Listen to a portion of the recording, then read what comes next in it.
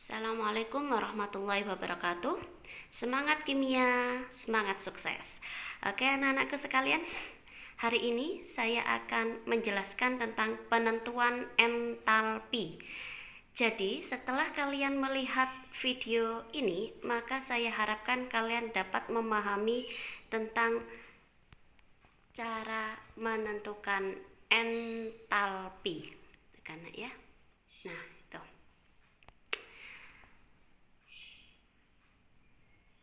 Nah, penentuan entalpi atau delta H bisa dibedakan jadi dua. Ada yang melalui percobaan, ada yang melalui pendekatan. Kita kan ya. Kalau percobaan itu kita sebut dengan kalorimeter. Jadi nanti semua data entalpi itu didapat dari hasil percobaan, yaitu kalorimeter. Caranya bagaimana? Nah, entalpi yang didapat itu sama dengan kalor reaksi. Kalor reaksi itu apa sih? Kalor reaksi itu rumusnya min kalor air ditambah kalornya boom. Jadi boom itu adalah sejenis kalorimeter. Gitu kan nak ya? Jadi kalorimeter itu kalau kita ketahui, kalau kalian baca itu ada dua. Ada jenis sederhana, ada kalorimeter boom. Kalau sederhana biasanya yang kita buat di sekolah-sekolah yaitu dari styrofoam. Nanti kalian baca nak di buku ya. Diingat kalian harus mandiri, keinginan belajar harus dari dalam hati kalian ya. Oke, saya lanjut dari sini. Kemudian Ki air itu apa? Ki air itu sama dengan massa kalikan C kecil kalikan delta T. Di sini Ki air adalah kalornya air. Kalornya air berarti di sini adalah masanya air. Ya, massa berarti gram.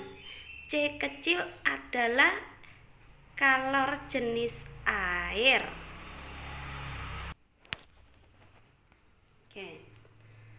C kecil kalor jenis air, yang satuannya itu adalah joule per gram derajat Celcius, atau suhunya bisa diganti dengan Kelvin.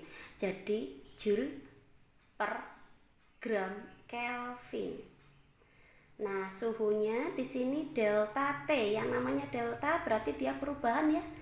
Jadi suhu akhir dikurangi suhu awal. Ini adalah delta T-nya. Nah, kemudian Ki boom atau kalor yang ada di kalorimeter itu sama dengan C besar. C besar itu adalah kapasitas kalorimeternya. Ya, kapasitas kalorimeternya satuannya joule per derajat Celcius atau joule per Kelvin, tergantung suhunya nanti ini. Suhunya di sini delta T sama ya, ini suhu delta T berarti derajat Celcius atau derajat Kelvin. Nah, masih ingat kan ya bagaimana Celcius diubah ke Kelvin? Ya. Oke, udah paham. Jadi kalau kita mau mencari Kelvin, maka derajat Celciusnya ditambah dengan 273. Oke, ini yang secara kalorimeter. Kemudian di sini ada pendekatan. Pendekatannya diantaranya ada hukum Hess, penggunaan data entalpi, penggunaan data energi ikatan. Kita skip dulu ya. Oke ya. Sekarang saya akan membahas tentang percobaan, penentuan entalpi berdasarkan percobaan, yaitu kalorimeter. Perhatikan ya. Oke, saya gunakan contoh soal nak. Nih ya. Sebanyak 50 ml. 50 ml larutan HCl 1 molar. 1 molar. Itu artinya 50 ml itu sama dengan 50 gram. Gitu kan ya? Bersuhu 27 derajat Celcius dicampur dengan 50 ml larutan NaOH 1 molar. suhunya ternyata sama antara HCl sama NaOH sebelum dicampur dalam suatu kalorimeter gelas styrofoam. Oh, berarti di sini kalorimeternya sederhana. Ternyata suhu campuran naik sampai 33,5 derajat Celcius. Oh, berarti ini suhu akhirnya. Gitu kan ya? Jika kalor jenis larutan dianggap sama dengan kalor jenis air, gitu kan ya? Kenapa kok dianggap? Karena di sini airnya kan jauh lebih banyak. Larutan HCl. Apakah airnya sedikit dibandingkan HCl-nya? Enggak ya nak ya. Airnya lebih banyak dibandingkan HCl-nya, gitu kan? Jadi bisa dianggap kalor jenis larutan sama dengan kalor jenis air, yaitu 4,18 Joule per gram Kelvin. Nah, di sini Kelvin, maka kamu di sini suhunya ini harus diubah ke dalam bentuk Kelvin. Tentukan perubahan entalpi reaksi berikut. Nah, coba dilihat ini entalpi reaksinya dalam berapa mol, Nak?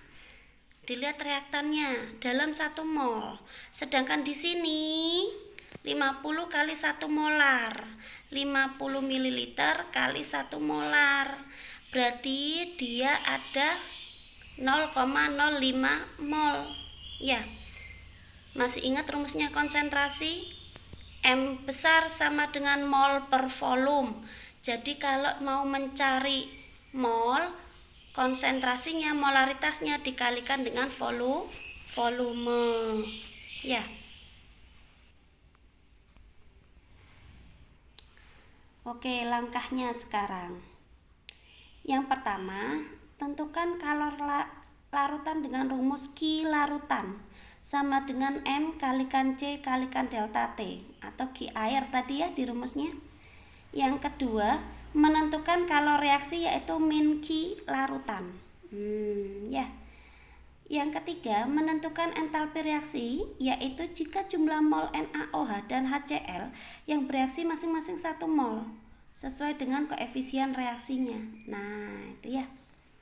Oke, kita cari dulu rangka pertamanya. Menentukan kalor larutan dengan rumus Q larutan. Berarti Q larutan sama dengan M kalikan C kalikan delta T. M-nya 100 gram. 100 dari mana? Ini, Nak. Ini kan 50 ml sama dengan 50 gram. Berarti 50 tambah 50 kan dicampur. Total keseluruhan volumenya, masanya itu 100. Nah, ini 100 gram kali C kecilnya ini. Ya, C kecil itu adalah kalor jenis larutan.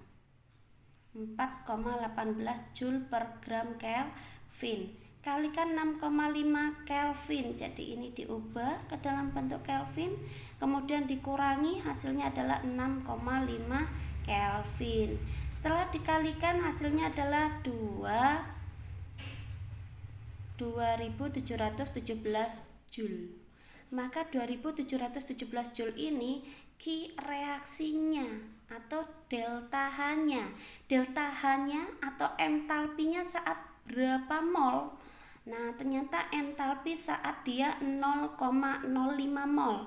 Dapat dari mana? Yang tadi, Nak ya, nih.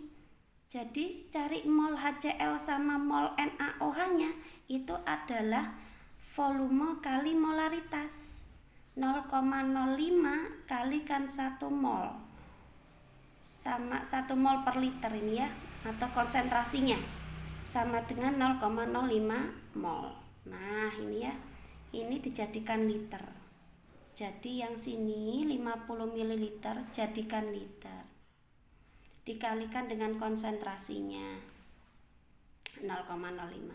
Jadi di sini Q reaksinya min 2717 Joule ini dalam 0,05 mol. Nah, yang diminta berapa mol tadi? Nih ya, yang diminta ternyata 1 mol. Lah, kalau 0,05 mol aja sekian, 1 molnya berapa? Berarti tinggal ini dibagi dengan 1 mol, gitu kan ya? Nih nak ya.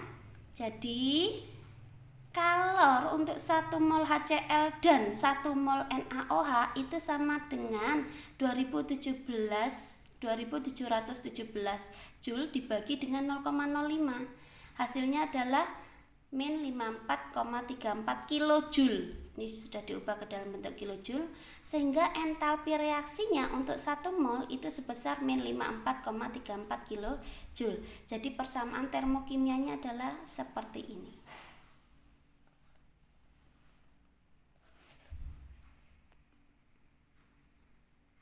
Oke, kita lanjut. Nah, ini nak, tolong dikerjakan yang nomor 17. Nih, nomor 17. Apabila 100 ml larutan KOH 1 molar direaksikan dengan 100 ml larutan HCl 1 molar dalam sebuah kalorimeter, ternyata suhu larutan naik dari 27 derajat Celcius menjadi 32,5 derajat Celcius.